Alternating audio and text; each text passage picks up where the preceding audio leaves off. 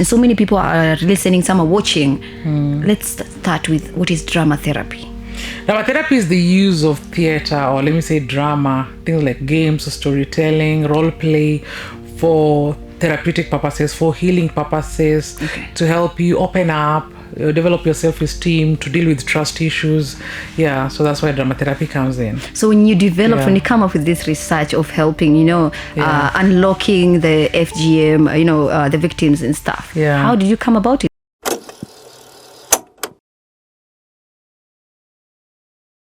So hello guys, and welcome to Touch Digital TV. My name is Amina Hussein and you're watching Sips and Soul, where we share, feel and also connect with human interest stories. So on today's episode, I am joined by a dynamic woman. She is an optimist, a storyteller, a theater practitioner, a filmmaker, and also an academia. So ladies and gentlemen, without further ado, allow me to introduce today Dr. Zippy Okoth inside Touch Media Studios. Kwaje mwalimu? Salama. Msikia hiyo intro? Nasikia hiyo intro. Na bado guys. She's still as other ones. We're gonna touch on that. So basically, Sips and Soul, mwalimu, is all about human interest stories. We want to tell outside there that there's someone who's working on something, educating the youth, informing the youth, entertaining also. So karibu sana. Asante. And I'm glad and happy to host you. I know you're gonna ooze intelligence, everything that we need to know about the filmmaking industry, the woman you are. So najua most of you guys have been hearing Dr. Zippy Okoth. So finally, we want to know who she is, where she was bred from, who made her, and what she is today. Naweza wambia, please Google, lakini wacha tu niambie. Try to be humble. Yes, I'm Dr. Zippy Okoth. I grew up in Homa Bay. My dad is an advocate of the High Court in Homa Bay town. My mom was a business lawyer. She passed on in 2021. So she's a business, she was a big businesswoman. But a teacher by profession. So akaacha kukuwa mwalimu, she decided she's venturing into business. And she did all kinds of business. I've done her story, Mama's Mirror, sometime back in 2023. Yes. I think I should do it again maybe next year. I was still young, but Mtoto wa mwalimu. Mimi ni mtoto wa mwalimu na wakili. So growing up, did you go to school in Homa Bay? Yes. Okay. I went to Sango Academy, then I went to the Asumbi Girls National School. Then I went to Maseno University for my first degree in drama and theater studies. Then I went to the University of Nairobi, where I did my master's in gender and development. Then I went to Kenyatta University, where I did my PhD in theater arts. Yes. Mwalimu. Yeah. So how has the journey been for you since you started? Is it something that you aspired to do since you were young, or you find it along the way? No. I think for me, I wanted to be on TV. I think growing up in Homa Bay, it was not like I wanted to be an actress. I wanted to be on TV. That was the goal. Yeah, so I decided to study drama and theater studies, and then I came to Nairobi for my internship. I was like, Mimi naenda Nairobi internship. I tell you, I went to Nation Media Group. For 2 weeks, I didn't know anyone. But for 2 weeks, I was there at the reception saying, I'm looking for attachment. Wow. Until one day, a lady called Elizabeth Olalo said, you've not been attended to? And I went in. And they gave me a chance as an intern to a program that was called Showbiz. Yes, that time it was called Showbiz, produced by Wangeshi Morage.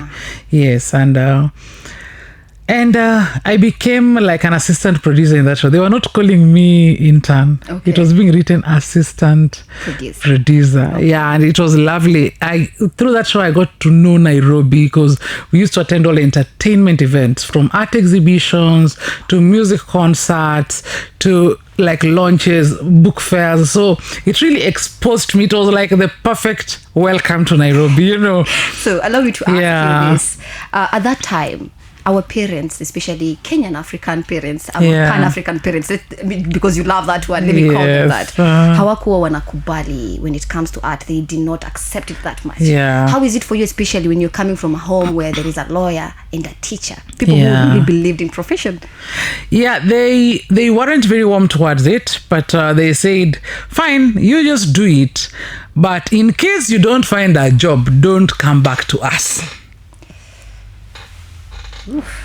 Yes. You don't want to be a lawyer? Fine. Then be a teacher. No, I don't want. Okay. If you don't find a job, don't come to us. And you as Dr. Zippy, before you became now Dr. Zippy, that time you were Zippy, Zippora Okoth. Yes. What made you develop an eye for art? No, for me, I think it was inborn. Yeah, it was inborn. I think I remember myself performing from the age, more clearly, from the age of 7. Okay. Like during school events and doing a poem, during prize giving day, parents' day and stuff. And it's like all the parents could be like, wow, like this little girl with a big voice. Yeah. Okay. And so I think it was just something that it came effortlessly to me. The first time I ever did a play, I was in class 6. It was called The Cherished Fruit. The first time I was School Sango Academy was doing a play. Okay. And I was auditioned and I got the main role. And I crammed, I think, that thing in like, I don't know, one day, a whole play.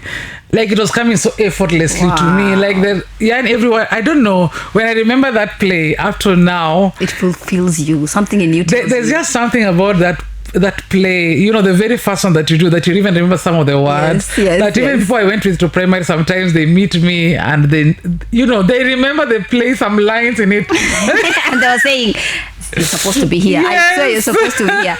There's a famous term that you normally use: art imitates life. Yes. You normally say, and I remembered you saying it, and you love seeing that. Yeah. What do you mean by that?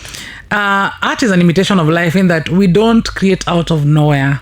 We either create from our current reality, our past, or our fantasy of the future.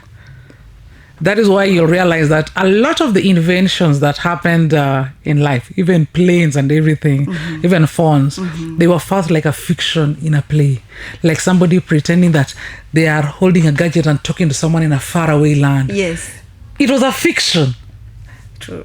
Then it became a reality. We're talking to people in America using mobile phones. You get it? Yeah. So it's an imitation of either our past or our fantasy or our desires, our dreams of things that we imagine could happen, or things we imagine could not happen. But as an artist, we say we can imagine the possibilities and live that dream. It's like saying, fine, I never got to become a lawyer, but I can act like a lawyer. And that's actually part of the reason why I love being an actor.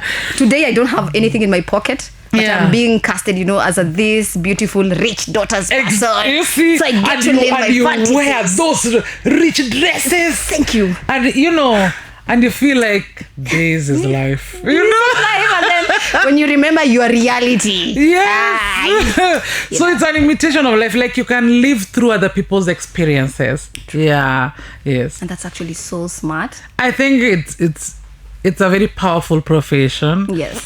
And maybe we do not have the respect that it comes with, just because it's scary to the world that we can be able to live their lives with so much truth and reality on stage.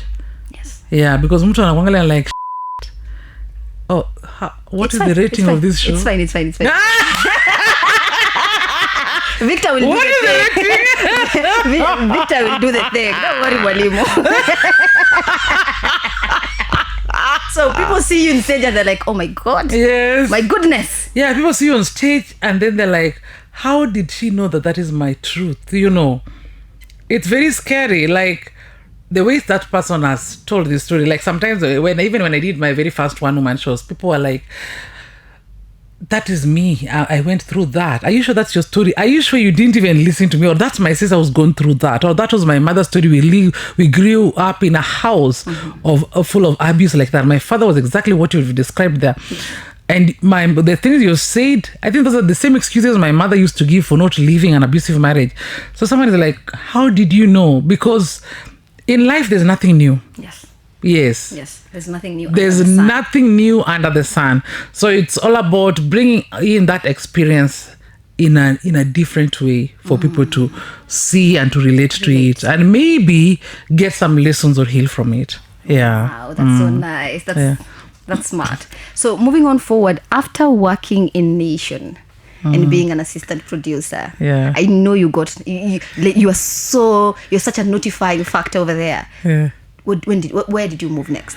That time I was still a student, so that was attachment. Okay. Yeah, so after I completed my attachment, I went back to Maseno University. I completed my degree, and then before graduation, now I did. We used to do 2 attachments during our time. Okay. Yeah, so then I did my final attachment. Now after 4th year at Royal Media Services, Ramogi Radio. Ramogi Radio. Yes, I started the children's program. It's called Tutinda, and it's on to date. Yes. Wow. They asked me, what do you think you can improve? I said, like, you guys don't have a kids program. Okay. And they allowed me, okay, let's see how it goes. And I hosted that kids program for those 3 months until the time I was going back to campus. What does that program entail? It was a kids program where I used to tell a story every weekend. And then I used to invite a child, like we announce who would like to come, call these numbers, then we pick a random kid and they come to the show. And then we kind of co-host with them. Then we play music for the kids and we do riddles and they answer. So sometimes we pick the kid who has answered the riddle, the ones we invite to the show. Mm-hmm. If there are maybe too many, what do? We just choose one, so things like that. So it was like a 2-hour show, but it was very exciting on Saturdays. Okay. Yeah, 8 to 10. Yeah. And that's and it's still on to date. For sure. Yes. And we don't know about this. Guys, if you're watching Ramogi or hearing Ramogi. Tutinda. I even composed the jingle. For sure. Did this fuel you in 2023? I saw your credits on Tinga Tales. Yes. Tell me about it. Tinga Tales? Yes. In 2023, you were there, and I saw even your credits. What were you doing in Tinga Tales? Really? Yes. I can't remember. Yes, you were there. Were you doing the voicing part of it, the production part of it? Because also in 2024, you had developed a research on drama therapy in unlocking the female genital mutilation. Yes. So they were consecutive, following back to back. No. Because I don't remember Tinga Tales, but we have a kids animation that we did that called Tyler. Okay. Yeah, Tyler visits her grandmother. Yes. So that's an animation that we did that's on YouTube that somebody can watch. Okay. That was inspired by my girl. She was 4 years old. Tyler visits her grandmother. So it's like schools. But then they are very short episodes, like 2-minute, 3-minute episodes. Yes. Yeah. So like the closing day, she gets into a bus. They close. The teacher says bye. During holidays, they go. Was your daughter dramatic or? No, it's animation. Okay. Yes. So what did you see in her? But I was like, so it inspired me in those. My little girl was so inquisitive growing up. Okay. So I was like, okay, these are the questions that Tyler keeps asking. She's called Tyler.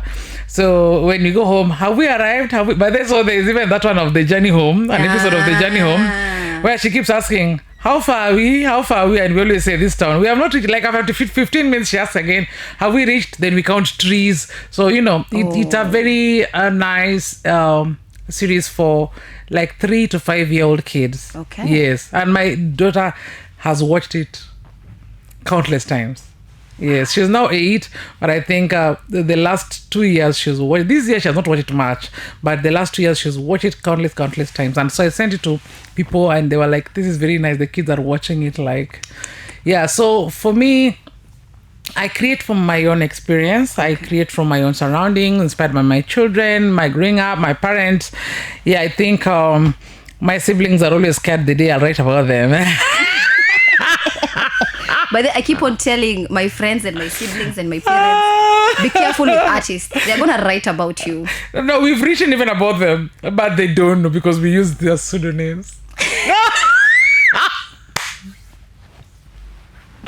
We're sorry, parents. We're sorry.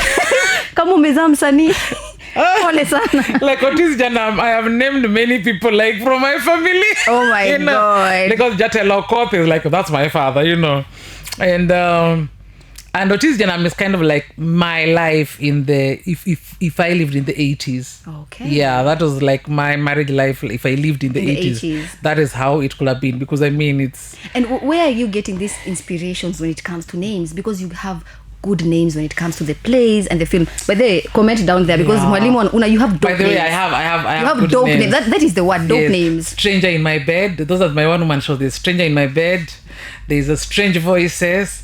There is Mama's Mirror. That's about me and my mother from growing up to the time she passed on. Then there is Zanzibar Madness, my trip to Zanzibar. Side Chick Wife. Yes. Unasikia hizo majina.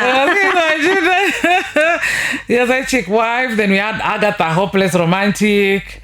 Then we had Foolish 40s and now Beauty Beyond. And next year we'll have My Ride or Die. Like, I believe...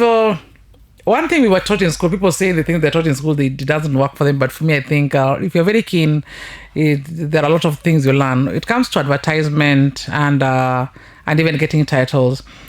Your title should not have more than 5 words, but most strategically not more than 3 words. Yes. Creatives, are you listening? Yeah. Yes. So you can have like your title should have 2 or 3 words, and then you can have a tagline. Your tagline should not have more than 5 words. Yes. Wow. Goes like Stranger in My Bed from the Diary of a Divorced Woman. Yeah. Yes. My book is called Oops Zippy. Like, the thing is, when you're getting a title, the question is, can somebody remember it instantly? It's about sticking in the mind. That's what you need to think about. It's not about it sounds nice. Does it interpret what it's about? It should, yes, but how fast can somebody... Because I tend to think that when we are creating a name, even for a film, for an individual film, maybe a short film, feature film, depending on, we as artists or creative focus so much on what will the audience hear or see, whatever, depending on.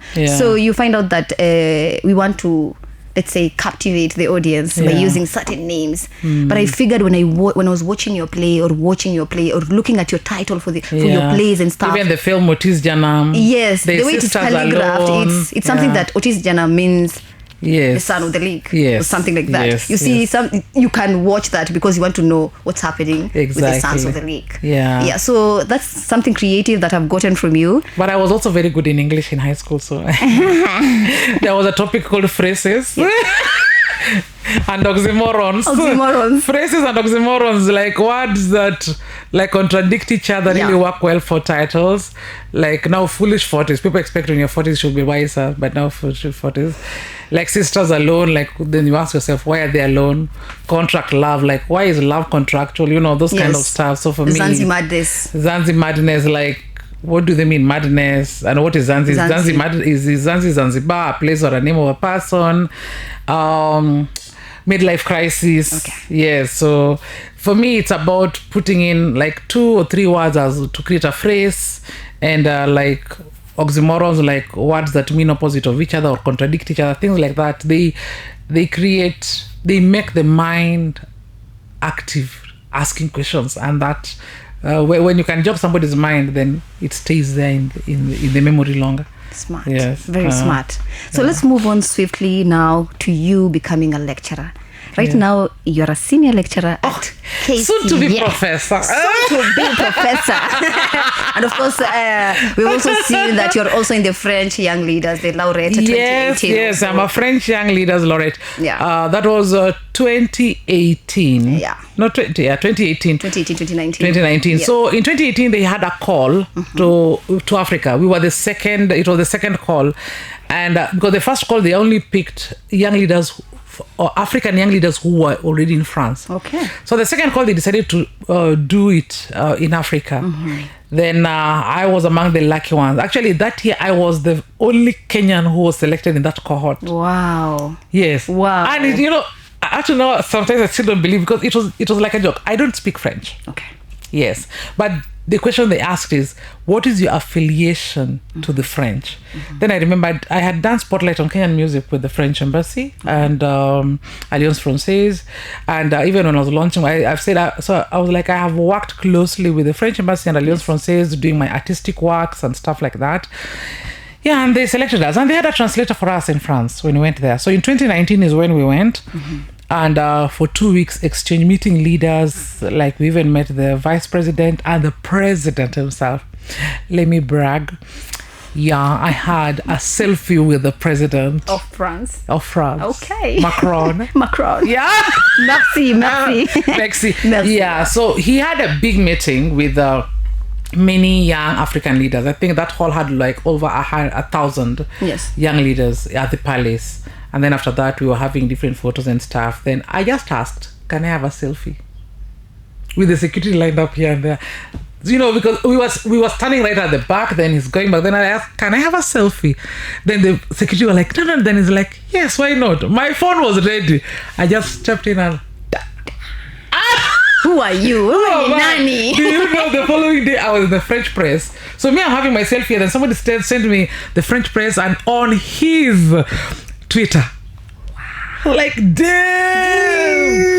Mwalimu. Damn. You're so inspiring. Favor. No, favor and courage. Favor That's and what we are by seeing. the favor and courage. Favor and courage. Yeah. Did yeah. that courage fuel you towards you now being a lecturer in teaching? And if so, how are you impacting now the Gen Zs, us, Yeah. the KCA University? You also done. I've known you as a lecturer in KU for the longest time. Yes. Till now you're promoted to come to KCA. How Yeah. has it been for you, especially as a lecturer? Yeah, I think I started lecturing at a very young age. I started lecturing at the age of 25. Yes. Guys, what are we doing with our age? Tunafanya nini? You know, one thing is I never rested. Like the moment I finished my first degree in 2005, 2006 I enrolled for my master's. So in 2008, around August, that is when the program at Kenyatta University started for starting a bachelor's in film and theatre art. And so they were looking for lecturers, and of course you had to have they needed people who have a master's already, at least with a background in performing arts and stuff. Yes. We were so few in this country because remember we were the third cohort graduating, and when we were graduating we were only 7. I think the previous year they were like only 5. So in 2008, that's only 3 years after I'd graduated. Yeah. There was nowhere that people were doing already masters in the same, whether in film, in theater and stuff like that. So I decided to do my masters in gender and development because I said, I can work with NGOs and merge these two things together, the performing arts and maybe gender studies and make it work for me. So I went for the interview and they asked, why don't you have a degree in performing arts? I said, there's no way in this country where it's being offered. Otherwise, I could have done it. But during my master's, I did my research on drama therapy, on FGM survivors. Yes. Yeah. So I was already still using performing arts as a tool for gender mainstreaming and stuff. Yeah. So even for my PhD, I used drama therapy among drug addicts at Madari Drug Rehabilitation Center. Also, yeah. So for me, it's about how to use art in different spaces. So yes, I started teaching at Kenyatta University in 2008, and then they absorbed us fully in 2009. Okay. And then they told us they're going to give us scholarship to do our PhD. We were only 3, I, Wanjiru Kinyanjui, and Dr. Richard Dianga. Yeah. Yes. Yeah. We were the first employees of that department. And you were young. We were young. How was it for you guys? Depending on this is a university. It was I remember and you guys are young first like them. week I entered class, students thought I was joking that I am a lecturer. You know, like you enter and then you're standing there, then they're like, hey, please sit down. I remember there was a student who told me, sit down, tunangoja mwalimu. Because you're young. Yes. And then I laughed. Then when I laughed, he thought it's still a joke. So I'm like, okay, guys, let's start. Then the guy is like, watch out to enjoy. But the guy said it like, oh my God. So I laughed and I just started teaching and they went on. And then they started like, getting used to you. Yeah. And then for you, you're like, you love laughing. So they're like, oh, no, you're joking. Can't be your teacher. Yeah. So far, how has it been for you? It's been nice. It's been fun because I teach what I love. I teach dance. I teach acting, production design. Wow. That is costume, set design, lighting, sound. The only thing I do not teach is editing and the graphics.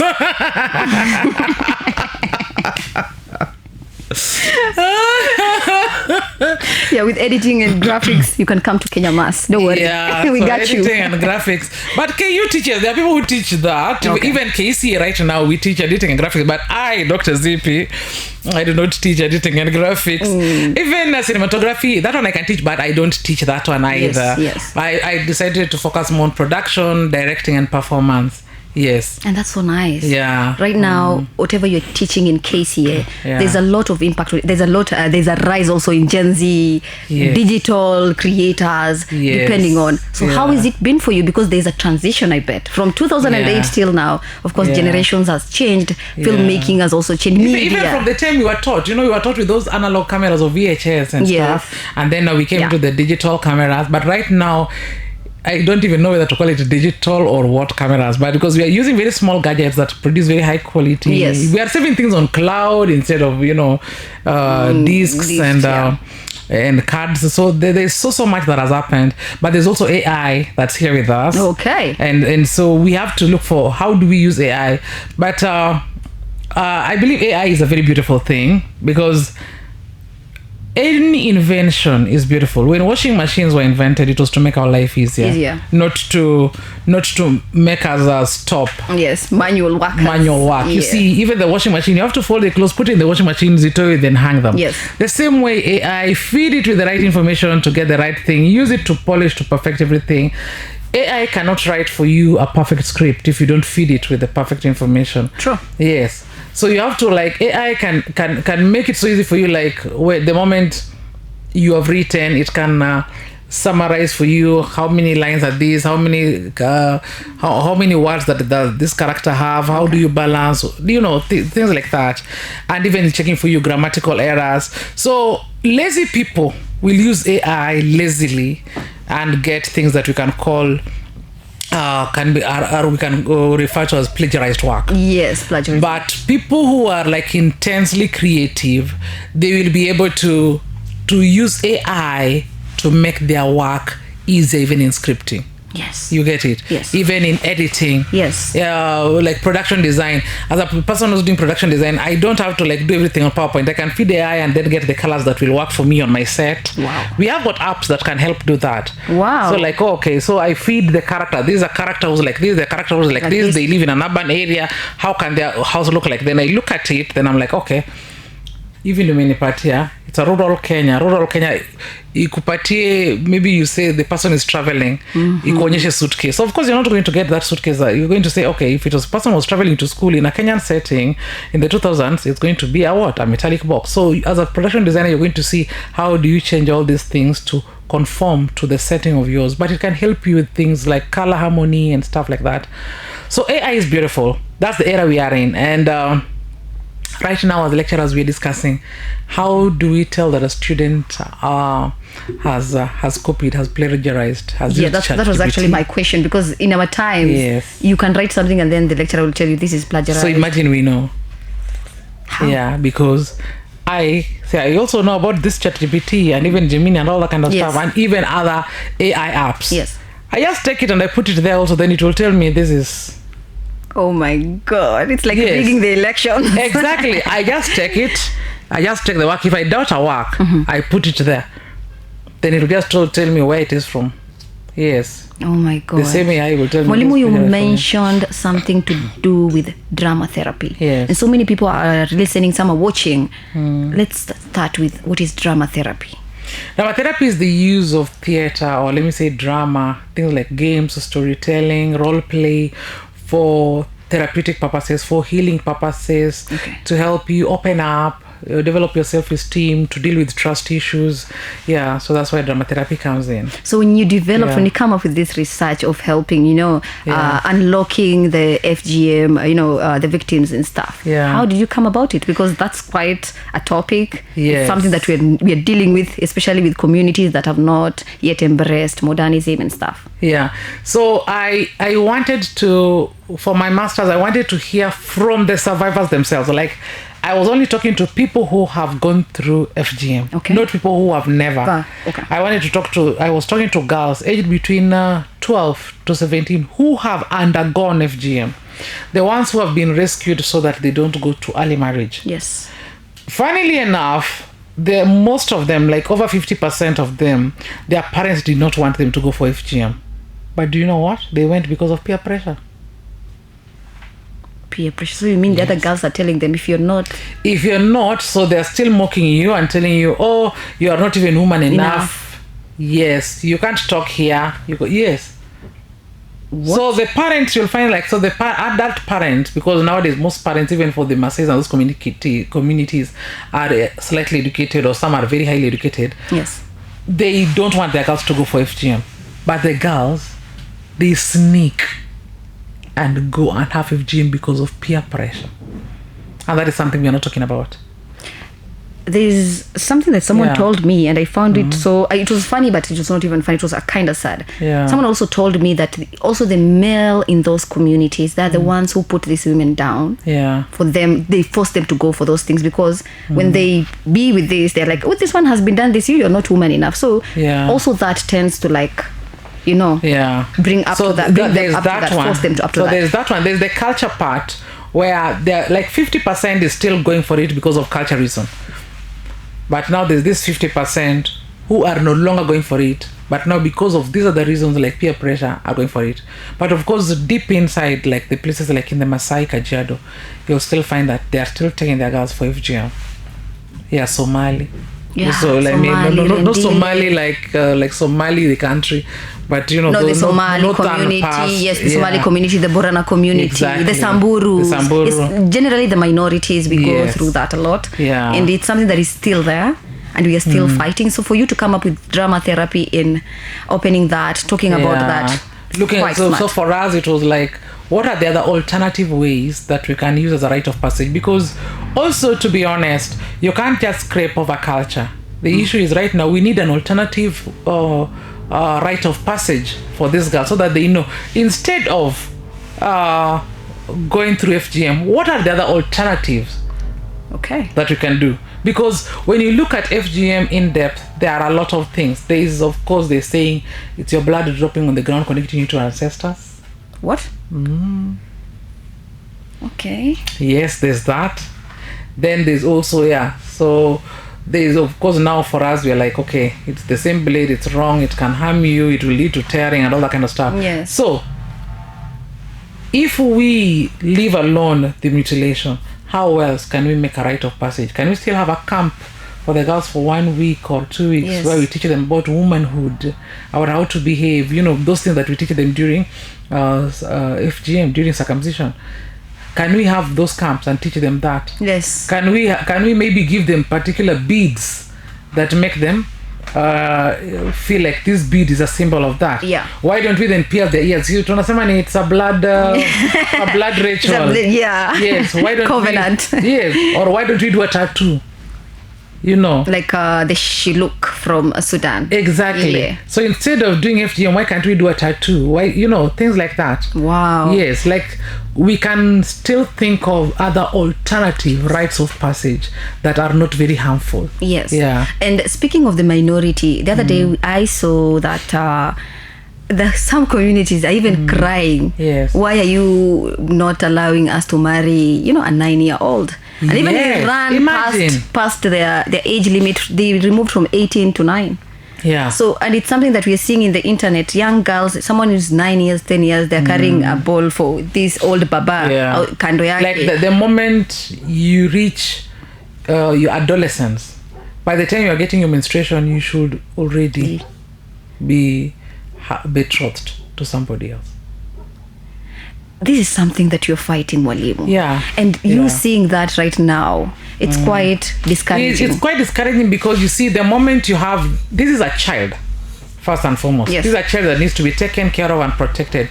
So when you take them through that FGM, you are denying them their chance to grow up. Yes. Even their whole body has not yet grown fully. Yes. But now they are already nurturing another child. Yes. There's a Pococh documentary we did some time back. I think that was in 2016 or 2017. Okay. And there were these girls who were 12 years old, 13-year-olds, and they were already mothers. So in the afternoon, you see them, then they're playing like ball, cutting, and the kids are there crying. But I've seen that. They're just sitting there. Yeah, it was a very easy documentary that we were just looking at them. So we were looking at the one who had gone to school and then they had left the child at home because now they'd been rescued by the NGO, but they had a child at home. Yeah, so the NGO rescued them. Wow. Yes, but then there were the others who were just at home. They couldn't be rescued. Yes. Mwalimu, you've used your platform and also your career, almost everything. That what I know about you basically is how you stand for the female, you stand for the female rights, you're standing for them, and continue doing that, because I feel like we need more people like you when it comes to now the female, and then empowering the females, doing what not, you get, because I feel like most of us, when it comes to like learning and maneuvering through our journey as a woman, you don't understand when it comes to the society, like the patriarchy. The patriarchy always wins. It's always up there. You're always told, don't wear like this, be like this, be like this. But that cuts across when it comes now to you delve into now love. When you fall in love now with someone, now it all comes to you as a trauma, especially when you're a woman and you've not worked on yourself. And you having gone through love. First of all, let's talk about love to you. What does love mean to you, Mwalimu? Hey, love means many things. I think love changes meaning as you grow older. So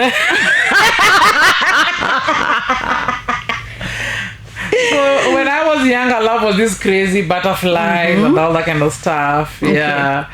But as I grew older, love started changing meaning. Love meant being there for me at my times of need, understanding me, listening to me. Yeah. Then even now, as I grew much, much older, love meant peace.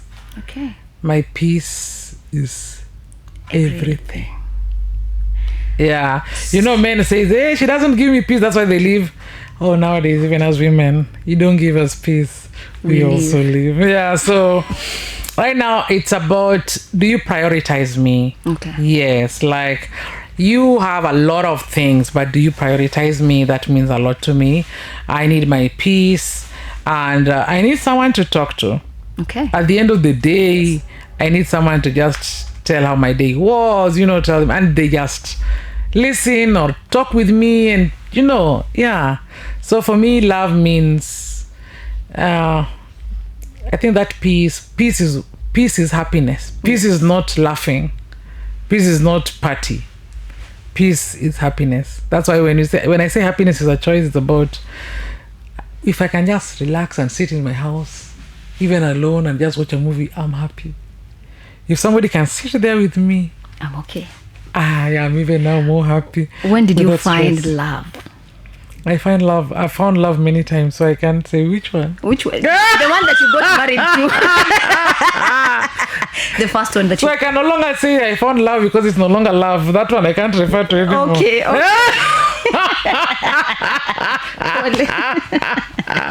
So I can't refer to that as love anymore. Because... Okay. It happened. Okay. That experience. When did you find it first? I got married in 2008, January. 28th January of 2008. Okay. Yeah, we went to Sharia House. You became the lecturer in KU. No, not yet. Okay. I was still doing my masters. Okay. Yeah, I was actually done with even project work. I was almost, I think, waiting for graduation. Okay. The thesis, defense, and stuff. Yeah, and that one ended in December of 2012. Okay. I moved out 14th December 2012. Then I met another one 2016. So you stayed 4 years? 5 full years. See, the whole of 2008, 2009, 10, 11, December 2012. 5 full years. 5 years. 5. Mbona alikuvunja miguu? I think if I'd continued living with that man, I couldn't have been here now. It was very physically abusive, emotionally, and all that. Like, I think the divorce was much easier because I had hospital records. I'd been taken to the hospital for that. But that's in the past. I'm here now. Yes. I met another one who I thought was the love of my life.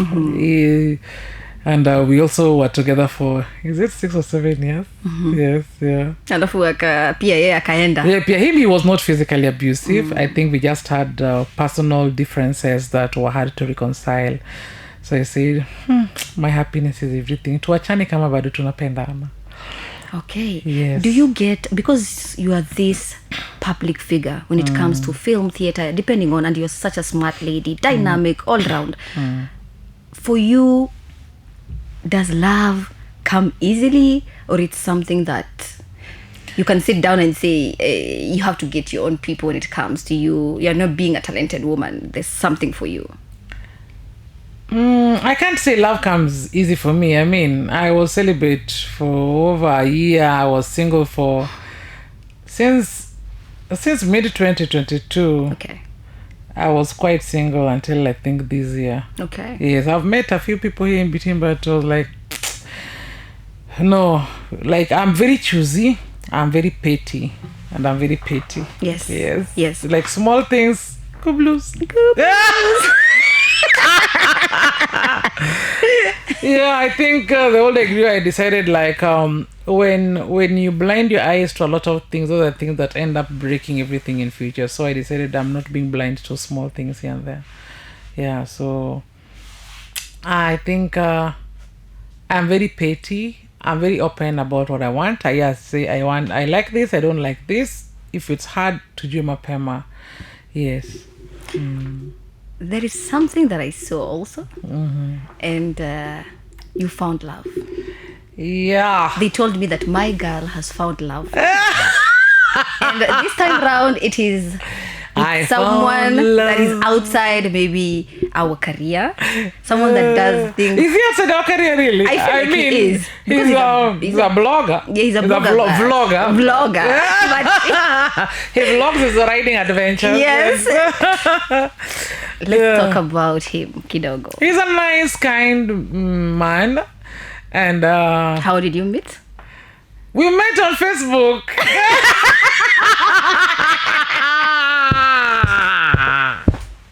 Mwalimu Facebook. Even, but it was just a simple Facebook banter.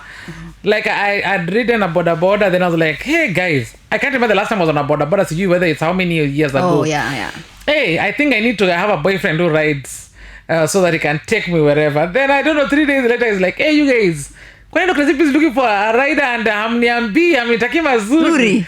Wow. If anyone sees Dr. Zippy, tell I'm here. Then I'm like, friends send for me, and then I'm like, what's the worst that can happen?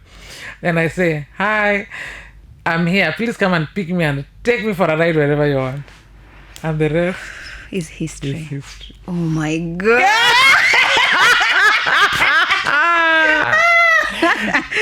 Like, it sounds so stupid. But I don't know. He's really nice. It's not stupid. He's really nice. Not stupid. Yeah. How are you finding it, first of all, for you? Wachana na society. Yes. Let everyone stay aside. Yeah. How is it for you? I mean, what for me? Is it different from the other ones, or is it something you're just a free bird right now? I'm just a free bird. One thing is I never compare like, oh, is this better than the other ones? Me, I live in the moment. Yes. I never like, oh, is this one better than the other one? Is the other? No. This is the one I have now.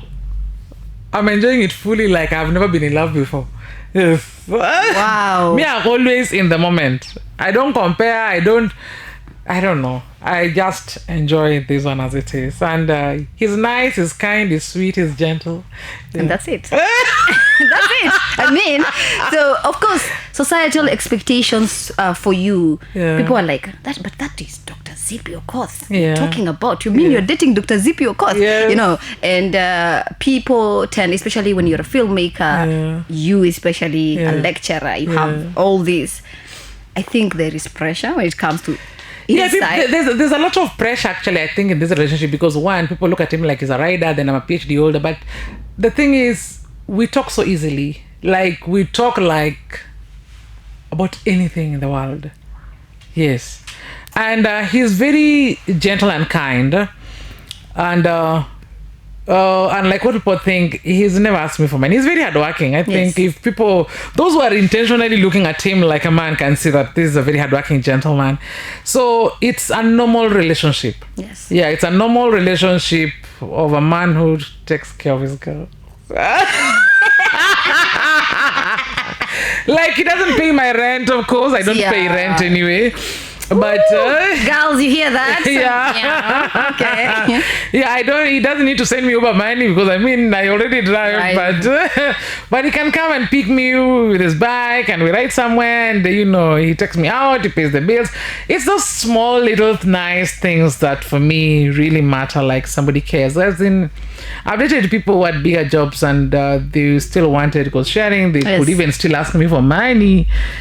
And there are people who are like, it's always that thing of they give you 10k, 20k, 50, then one day they tell you, hey, kuna pesa yangu ebu send me 100k nitakurudishia kesho.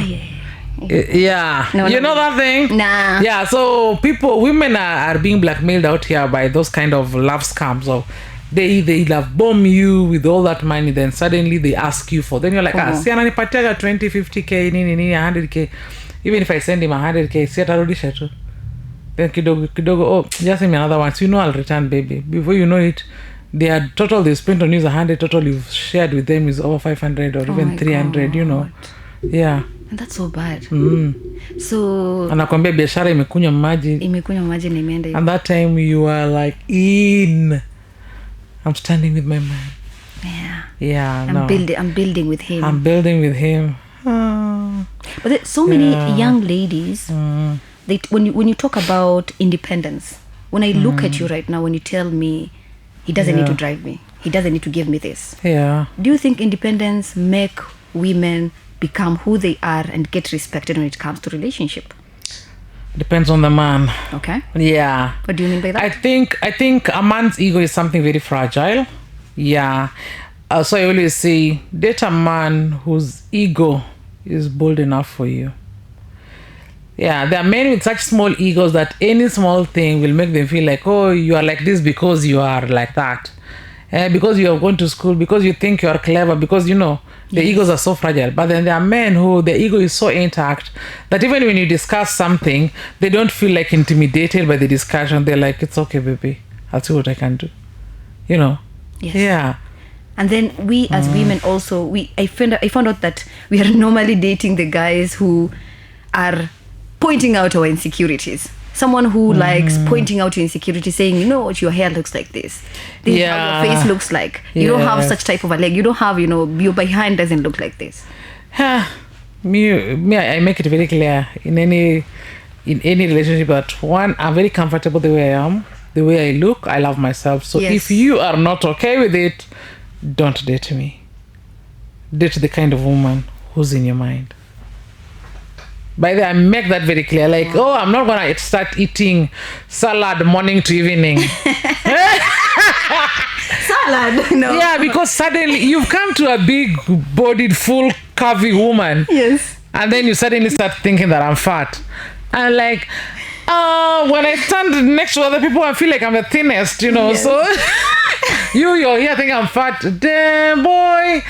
A thinner girl somewhere, You come to me and you keep thinking that my bust is small. I mean, there are ladies size D. Go date a woman with size D. You start thinking like, okay, I have an ass, I don't have hips. When is there the ladies with hips? Go date your type. Don't come and try to change me, Yeah, because some people are like, if you are lovable, you must accept to change. Do we ever imagine that there's somebody who just likes you the way you are? Imagine you are changing and there's somebody somewhere who loves you the way you are. Yes. That's deep. But you're here thinking like, I need to be brown like her. Stop it. And all that. Wacha hii nywele yangu nikae hivyo. You can have wigs that look nice. Yes. So the thing is, we need acceptance. Love is about acceptance. You accept somebody the way they are, their weaknesses and stuff. Like I have a big voice, then somebody dates me and start telling me, hey, na sauti yako bana. Let's stop laughing so loudly. I mean, there's imagine who even told me, you're so loud. Yeah, so why are you dating me if you don't like loud women? If you don't like loud women, but achana na actors, achana na filmmaker. Yes. If you don't like a loud woman, don't go to the industry. Like a girl should laugh like, I don't eat.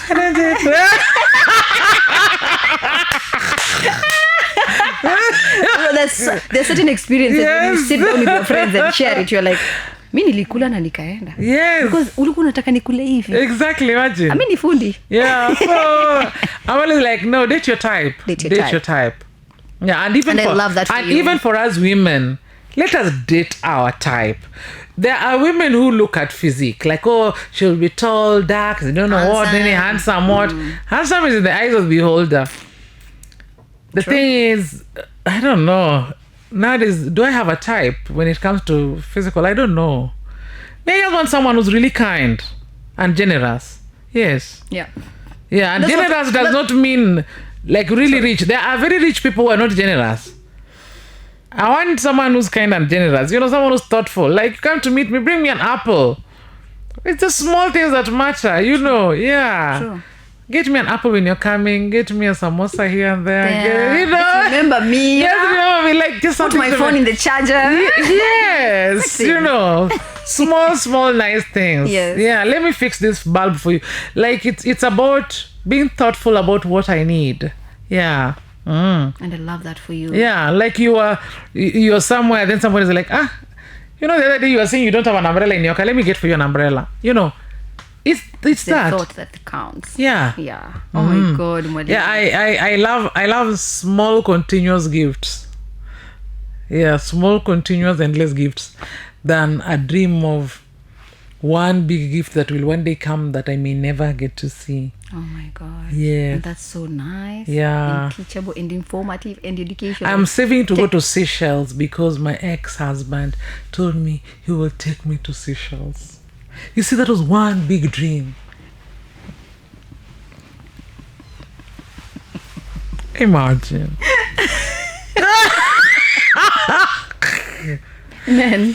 Like, we did it for 2 years. We were married for 5 years. We never went to Seychelles. And I don't think that it's not like he couldn't afford, no. Why? It wasn't just a priority. For him? I think so. Yes. Yeah. Because he kept on promising you. He kept like, we will. Yes. So I don't want big future promises. Yeah. It is the small things that count. Yes. And that's it. Yeah. I see that you also worked in the sports, heritage, and I think something to do with sports. Yeah. So that was 2017. Yeah. I was part of the committee for the Kenyan Music and Cultural Festival. Yes. Yeah, it's an annual festival that's been running in this year for over 50 years, where like they go to different counties and women groups, men groups, welfare groups, companies perform different types of art, from choirs, dramas, and all that kind of stuff. So I was part of that committee, and we did a lot of stuff. We revised the entries that people are supposed to do to at least accommodate, especially for the theater and film aspects, which were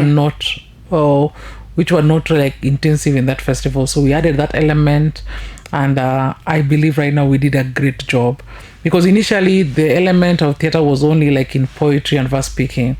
Then we said no, we want and maybe some small skits. We said yes, skits are fine, but we're going to have skits. We're going to have full plays. Yes. Yes, we are going to have dramatized dances, cultural dances. We're going to have contemporary dances. We're going to have, so we introduced quite a number, mime category, you know, that a lot of these youth groups can easily participate in. So it was not just the 5 to 15 minute slapstick comedies that were initially there. Now we gave room for the modern youth, wherever they are, to be able to participate. Yes. We created a category for films, like feature-length films that can be done in our languages, adverts, podcasts, you know, short forms of like TikTok stuff. So all that is now there, because that is what the youth need. If it's a cultural festival, then what is our culture today that also needs? It's not just about traditional culture. So we were able to, right now the festival looks at both the traditional culture and the contemporary culture. Yes. Wow. So so I was there for 3 years. Yes, and I believe we did a good job with that. You did, actually. curriculum. You did a good job. Yes. So looking at that right now, I feel like that trickled down to now when we had Chan, the president was recognizing the young talents. So Yeah. right now I can say that the sports center, sector is somewhere. But when it Yeah. comes to film, Yeah. the structure is still not there. You're a film enthusiast, you're a Yeah. producer. Talk about it. Yeah, the film space is... And theater. I don't know whether that's how I should end my sentence. No.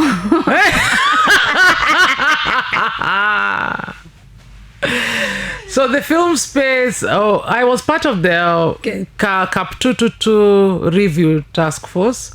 And that was also in 2016. Okay. So we worked through it in 2016, 2017, which formed part of the film policy, which is still in Parliament as we wait for that bill to go through, the creative bill. But a lot of things have changed for the better, but also we still have challenges as an industry. Okay. I think one of the greatest challenges is capital. We do not have enough capital or interest by corporates to invest into the film industry. And we do not have, not just distributors, we do not have platforms. As a Kenyan industry, we do not have our own platform that you can say, when we do films, we can put on this platform. Yes. We have got My Movies Africa, yes, but most of our audiences do not know about My Movies Africa. Most people think more about YouTube. So there is a challenge on that. Maybe we need to find what works in terms of budgets for production. Okay. Income level and things like that. We need to maybe see how to work that out, but it's becoming very expensive right now to do feature films. That's why most of people are going into like podcasts, vlogs, and doing what I call them like TikTok videos, yes. TikTok dramas and YouTube short dramas, because they are more affordable than doing a full feature film. Yes. Yeah, but on the theater side, I think theater is growing at an intense rate.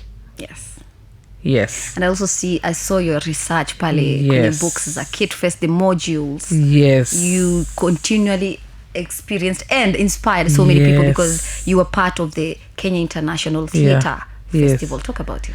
Yeah, so not now, when it started. Yeah, no, not now. Of course, I'm not talking about now. Yeah, when it started, I was part of the Kenya International Theatre Festival. So we helped with even creating some of the training modules that they're using to go around the counties. The counties, yeah. Yes. Actually, during COVID is when we developed those training modules with the Kenya Cultural Center, and we were having online classes where we were teaching people the acting, directing, and all those kind of modules.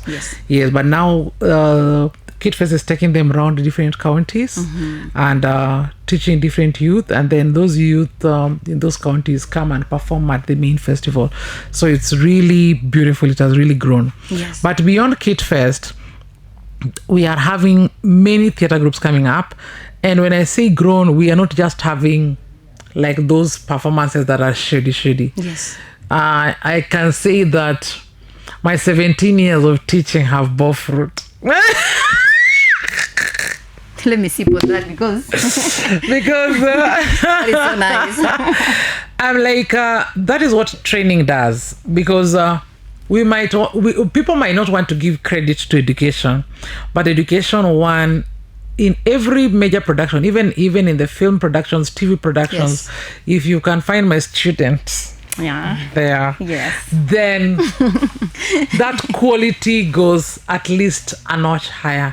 For me, that's what I believe. Like, it is not about like it's only them are doing it, but one at a time, the industry is changing.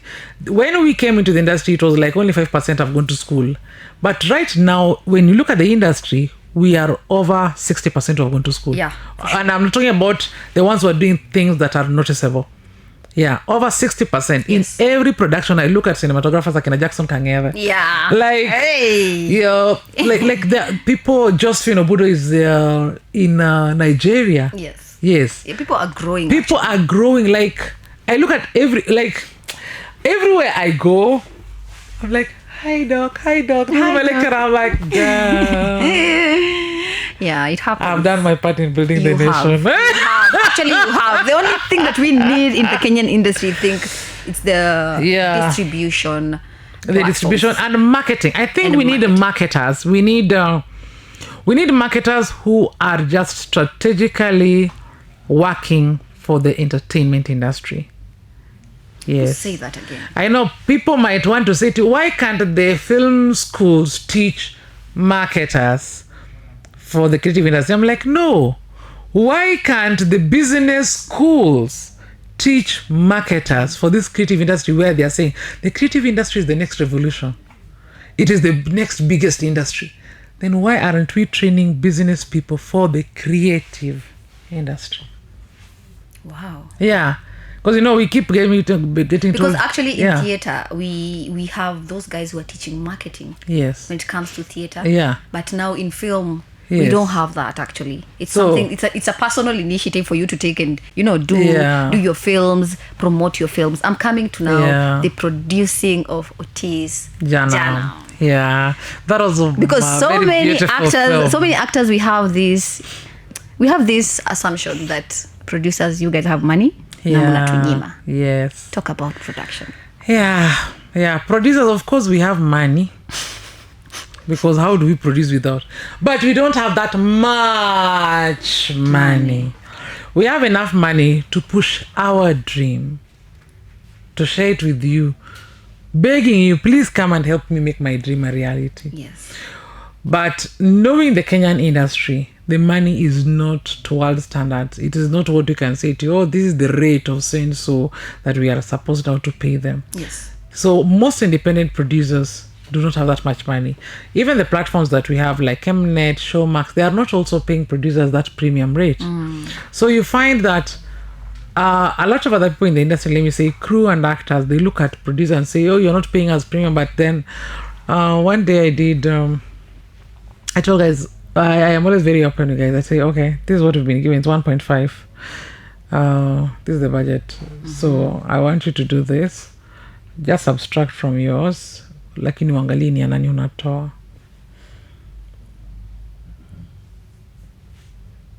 By the way, that's what I did. There were two guys. I told them, I really want to work with you. This is the budget. We've been given 1.5. So you do this. Guys, do you know what 1.5 means in film? Yeah. She hasn't done anything. She hasn't done reke. She hasn't looked I've not done location. reke, like costumes, ni kama Location. Location, bado feeding people, equipment hire, editing, for then salary. footage storage, Salary, it's there. Salary is there, crew like. So I told the person, like, just look at it. Remember, we are shooting for like around 7 days. So that is transport. But personally, when I'm shooting with people, I really believe in dropping people home and picking them. Wow. One of the producers, guys. I really believe in that because if we are going to finish shooting anytime after 9, if we finish like shooting at 5, 6, 7, I'd say like fine. But if we finish shooting at 9, I don't want stories that you arrived at your place at midnight and yet we are supposed to wake up at 5. Yes. So maybe something happened to you. Yes. Yeah. Yeah. But also it's always my way of ensuring you don't go raving. And you come with red eyes tomorrow. Niwekeni eye drops. I mean, I need to do this scene. Yes. Put some eye drops on Because me. once we drop you at your doorstep, utasikia uvivu Yeah. to like go to town again. I've Yes. never known of that. Now I'll use I'm like, that. yeah, I'm like, drop these people at their doorstep. In fact, yes, sawa. Mtu akiingia aingie, yes. Wow. Yeah, that's because actually so I talk to guys, I tell them it's only 5 days. I beg you, after 5 days, you're going you to can go and do anything you want. you But want. I beg you for these 5 days, please. Yeah. But I loved the way you marketed Otis Janam because you just go through your social media, you see Otis Janam. Yes. You just go through social media, you see Otis Janam. Yeah, What I was the studied. strategy? I decided to study marketing more in depth Okay. because I realized at some point no one is going to market me like I want to market myself. It's about branding. So I decided, one, I believe in a 8-week minimum marketing structure. Okay. Yeah.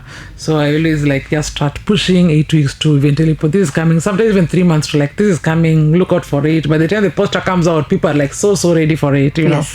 Yeah, so that's what we do. Yes. Okay, basically. Yeah, so basically. when it comes to a film also in theater. Yeah, film and theater, and then you share snippets of stories. Not even, it can be stories of that film, stories of related places, you know, and always the vulnerability of it. That is what makes people, I think, buy from ours. Yeah. Wow. Yes. So these stories that I normally see, your storyline are catchy. Yeah. Where do you get these stories from?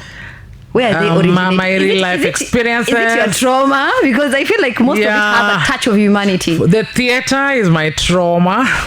Sorry. Yeah, the films are like lived experiences of me and other people that I put together. Okay. Yes. But for theater, especially the one-woman shows, those are my traumas. I always say Nothing is new, so I am trying to share with you my life, hoping that when you watch it, you can heal or learn from it. So when I talk about my divorce, my relationship, my failed relationships, It happens. my dating life and all experiences and stuff. I use like very unique pseudonyms, depending on what that person used to do. Like in Finish 40s, I have Pili Pili Man. He used to put a lot of Pili Pili in the food, So Zippy, stop.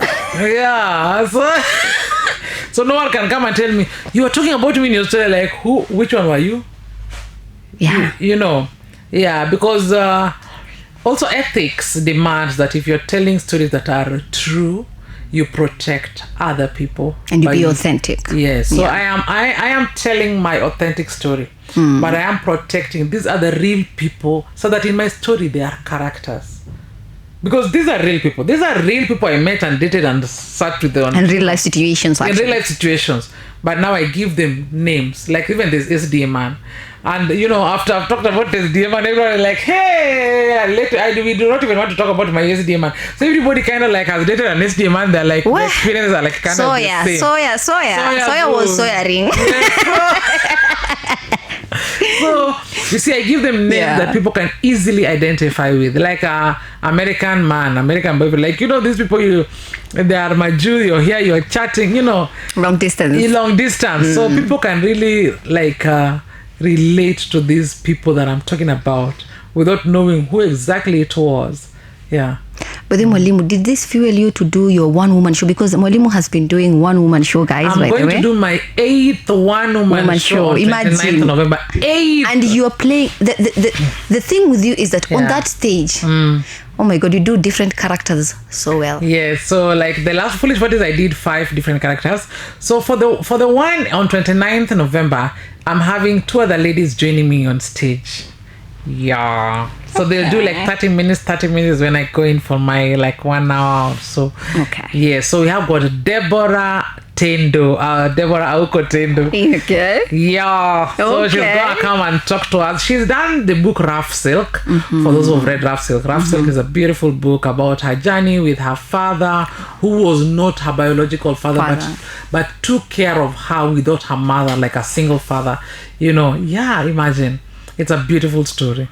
And so she tells us her journey with that man from the time she was like, I don't know, very young, 7 years, until she became an adult. Then we are also having Waruguru Wakiai. So Waruguru Wakiai, she works, is it in the office of the governor in where? Is it Muranga or Nyeri? Yeah. Yeah, so Waruguru is the writer of Village Girl Thoughts and Dreams. It's like a blog that she writes on Facebook and her pages, and she has got very nice role stories about her dating life, about her dreams, about her children. And so these 2 women are also having stories from their childhood up to their adulthood right now, talking about their body shaming traumas, the things that people told them. The funny thing is that these are very beautiful women. Yeah, like we are there. I'm also going to come and talk to you about all this. So we are very beautiful women, but even as we've been body shamed, For me, that's the thing. Like, women leave the house every day full of insecurities. So if there's somebody around them, again, adding into those insecurities, oh, your legs are like that, oh, your ears are like that, your lips are like that. Like, there's nothing.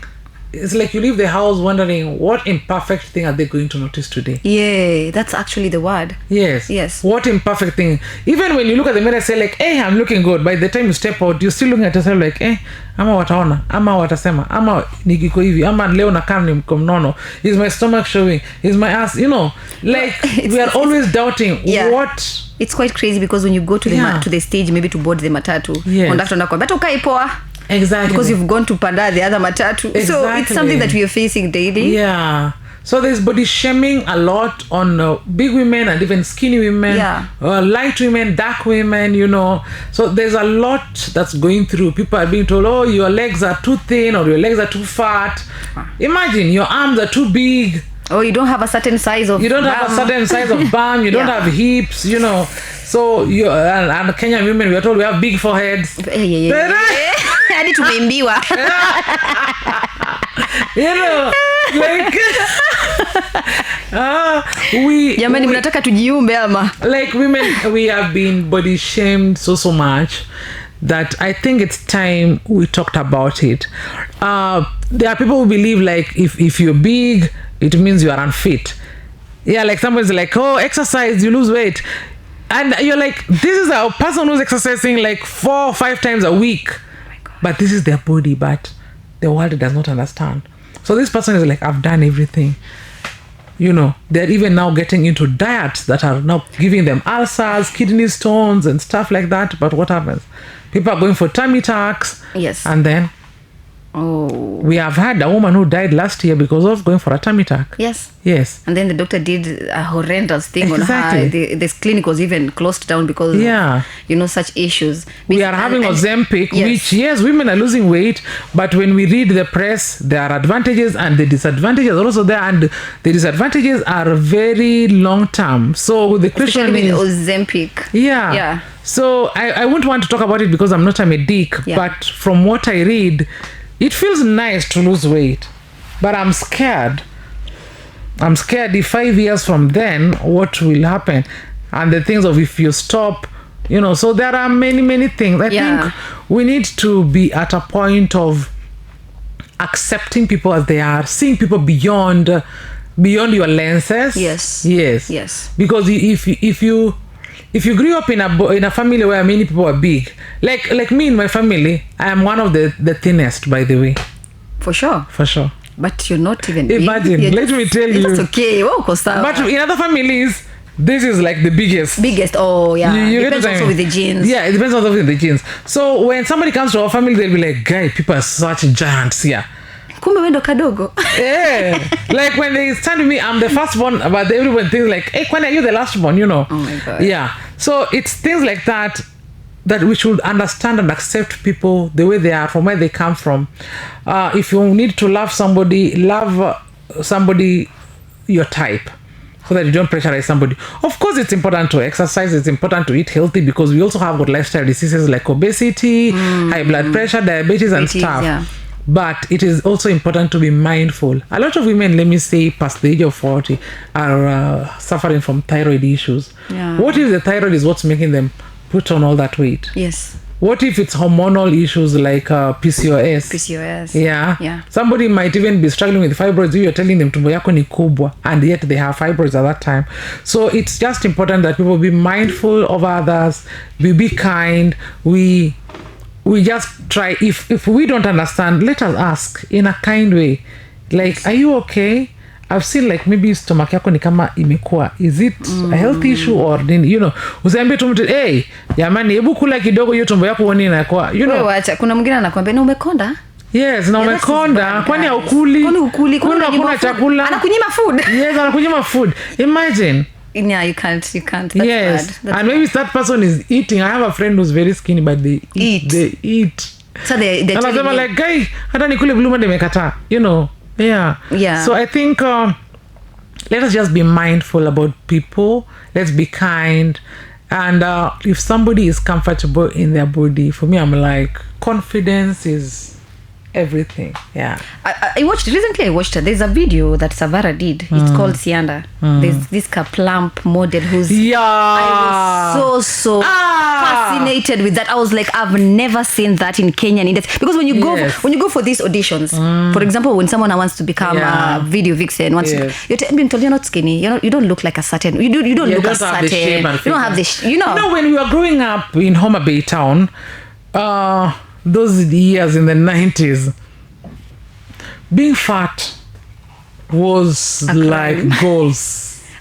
Yes. Okay. Yeah. Why? Yeah. Like you needed to be big so that you look, if you are big, you look wealthy, you look taken care of. They are saying, hey, their body is good. Yes, like even a woman who's just been married and they come back, they're like, hey, her body is not good, meaning the husband is not taking. Like being big and full woman was something to be proud of. Then we came to Nairobi. Hapa unafaa ukonde. suddenly we were like, oh, you need to be thin. But I feel like the early TVs, the Great Walls, they sold to us that, for example, in wrestling, we used to see those women passing there. You know, the bodybuilding women were not skinny; they had body muscles.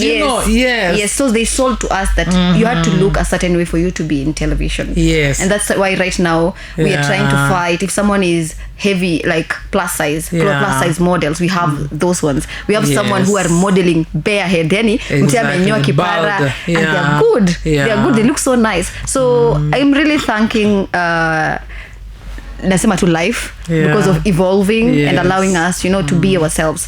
What really bothers me is the fact that whatever you've said, it has already transited to now our social media. For example, mwalimu, if you put a picture right now, wewe tu umeshake hand maybe, ama you're looking nicely with your dress, someone will come there, Dr. Zippy, fanya hiyo, why are you wearing short dresses and you're 40 years old? I'm like why are you naked and you have children? The other day I posted a photo with my father, like, has he seen those naked photos of yours? I'm like, which photos of mine are naked? I've not seen a naked photo. I have photos of me in a swimming costume. You have parents, they even ask you that. Yes. Like I'm in a swimming costume in a river. Is that naked? No. So like what do you call naked? I'm in a swimming pool and swimming costume. Are you calling me? You want me to wear a dera inside a swimming pool or else and a river, And a cap. Yeah, so I look at the people, I'm like, okay. Like, even if I was going with my own father and he was sitting there and I decided to swim, I would wear a swimming costume and enter. So why would somebody look at it and say, hey, has he seen you in those photos? Do your children see Facebook? I'm like, damn. I'm in a swimming costume, not walking on the streets all night. I'm in a swimming costume in a river and a swimming costume in a swimming pool. In a swimming pool, yeah. Yes. So those are the questions. Those are the dresses that are meant for those places. Yes. Yeah. And it happens. Yes. So Mwalimu, I know we can sit here and talk all day long. We can talk about the Kenyan film industry. We can talk about you because you've made tremendous effect when it comes to these sectors. Yeah. I want you to give us a parting shot. Oh, my parting shot is on 29th November. Niangalie kamera gani? So guys, on 29th November, it's a Saturday. Come to Catholic University because we are going to have a show called Beauty Beyond. It's going to talk about body shaming, cyberbullying, and we're going to tell our real stories. If you've ever come to my show, I tell vulnerable raw stories, real as they are, Really? Kabisa. Yes. We say the truth and nothing but the truth. But this time, I'm not alone on stage. I'm being joined on stage by Deborah Aukatendo and Waruguru Wakiai. Let me tell you, 3 powerful women on that stage. You're not ready. If you can follow me on my page on Facebook, Zippy Okoth, Instagram, TikTok, and anywhere else is Dr. Zippy Okoth. And then you can be able to get your ticket there. Right now, early bird is going for 1,500 until 9th of November. After that, it's going to go into the next rate. So keep looking at our page and get your ticket now. Buy good still number 510255 510255. Nakwambia nunua hizo tiketi. We are always sold out. Yeah. And yes. We are not doing another show because this is December. We want to finish this show and go home. I'm forgetting. On that same morning, on 29th November, we also have Teens Beyond, where we are going to have empowerment session for the teenagers from the age of 13 to 19. We are going to talk to them about these things: peer pressure, body image, self-esteem and confidence. Yeah, so it's gonna be beautiful. That is remarkable. Yes, remarkable. We are like, in the morning, let's talk to our teenagers. Then waende nyumbani at 3. Alafu sasa. And then in the evening, we deal with the adults. But then my shows are 18 plus. Msilete watoto kwa show zangu. Yeah. But if your child is 16 plus and they can understand, we don't talk dirty. We just talk reality in a way that is best for adults to understand. Yes. Yeah. Mwalimu, give us a parting shot. My parting shot: happiness is a choice. Happiness is a choice, and art imitates life. That is Dr. Zippy Okoth inside Touch Media Studios, guys. That is gender for development, theater for development, film for development, an academia, and also an optimist. Thank you so much for gracing our studio today. I like that, an optimist. Yes. Because that's the first. It can only get better. When it came across your page, that is the first thing I saw. I always write it there: love of life and optimist, because I always say the worst has already happened. It can only get better from here. Asante sana. Asante sana mwalimu. I'm honored to host you today. And thank you for inviting me. Yes. Because you know that person. There's all the information here, education, and I'm so glad to be also I'm your biggest fan, I can say that. Thank you. As we grow older, we see that women who are making differences in the industry, and we need to recognize you and also give you more, claps for you to continue on and also continue to inspire us. Sindio, and other generation outside there who are watching and listening. Thank you very much. Asante sana. Anyway, guys, thank you so much for tuning in to Sips and Soul. Remember, this is where we share, feel, and also connect with human interest stories. Till next time, adios muchachos.